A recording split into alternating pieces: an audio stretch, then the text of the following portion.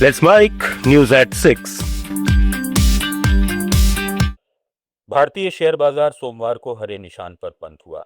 Sensex 787 अंक चढ़कर 74,107 पर और निफ्टी 255 अंक ऊपर 22,968 पर पहुंच गया। पश्चिम एशिया में युद्ध विराम की उम्मीदों से बाजार में हरियाली लौटी। Trent 8%, SBI life 3.74, Titan 3.58, Adani enterprises 3.56 और एक्सिस बैंक 3.31% चढ़े।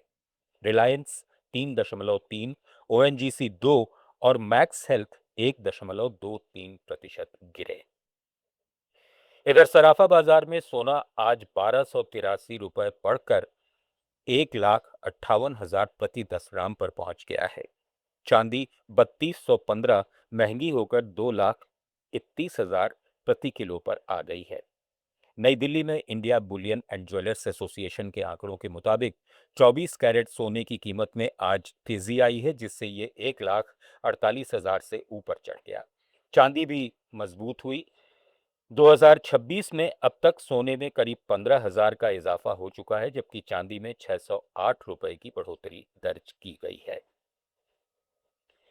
भारत के सर्विस सेक्टर की वृद्धि मार्च 2026 में धीमी पड़ गई है।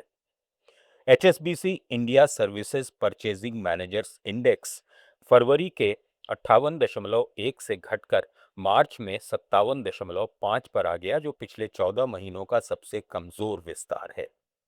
हालांकि सूचकांक अब भी 50 से ऊपर है, जो सर्विस सेक्टर में वृद्धि कायम रहने का संकेत है। नए ऑर्डर की रफ्तार जनवरी 2025 के बाद सबसे धीमी रही, जिससे उत्पादन पर असर पड़ा।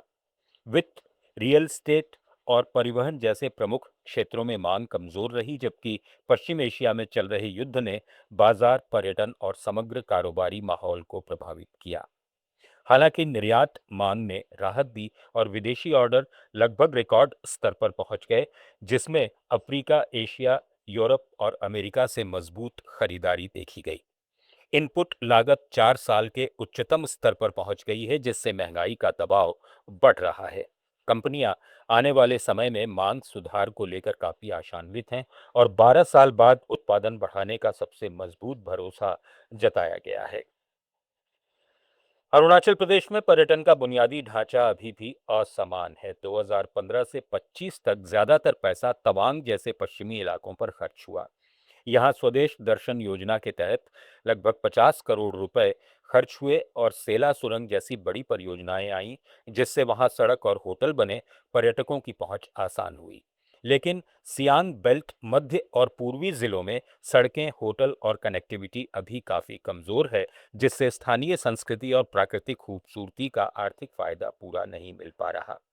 राज्य सरकार के take a new turn campaign और 2026-27 के बजट में Siang adventure and eco retreat के लिए 46 करोड़ 48 लाख रुपए रखे गए हैं। अगर सारे 28 जिलों में बराबर निवेश हुआ तो पर्यटन से आने वाला राजस्व बढ़ेगा, स्थानीय लोगों को रोजगार मिलेगा और अर्थव्यवस्था मजबूत होगी। तेलंगाना सरकार ने वित्तीय वर्ष 2026-27 की शुरुआत आक्रामक उधार योजना से शुरू की है।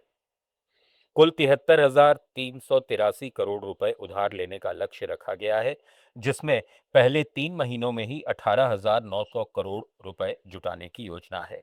अप्रैल में अकेले 3,900 करोड़ रुपए बाजार से लिए जाएंगे, जो लंबी अवधि के बॉन्ड हैं। पिछले साल 85,840 करोड़ उधार लिए गए थे, जो लक्ष्य से 59% ज्यादा थे। अर्थशास्त्री चिंता जता रहे हैं कि बढ़ता कर्ज राज्य की वित्तीय सेहत पर दबाव डालेगा, आंतरिक संसाधन जुटाने की कोशिश कमजोर होगी और ब्याज का बोझ बढ़ेगा, क्योंकि ये पैसे मुख्य रूप से कल्याण योजनाओं और नियमित खर्चों पर जा रहे हैं, न कि नई संपत्ति सृजन पर।